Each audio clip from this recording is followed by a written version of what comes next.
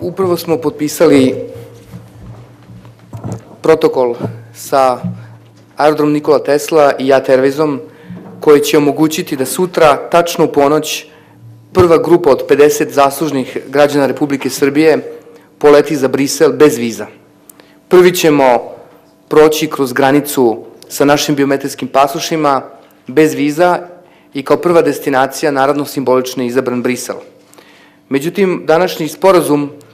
ja želim ovde u ime Vlade Republike Srbije da izrazim veliku zahvalnost i aerodromu Nikola Tesla i našoj nacionalnoj kompaniji JAT Airwaysu na njihovom velikom trudu,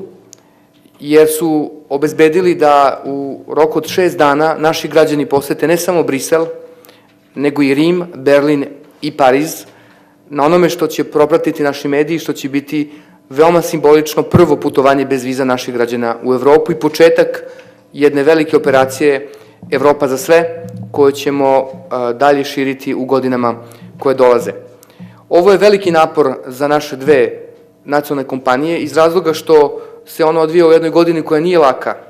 ni za koga pa ni za njih, i isto tako zbog toga što je na ovaj način obezbeđen u samom jeku sezone jedan Boeing 737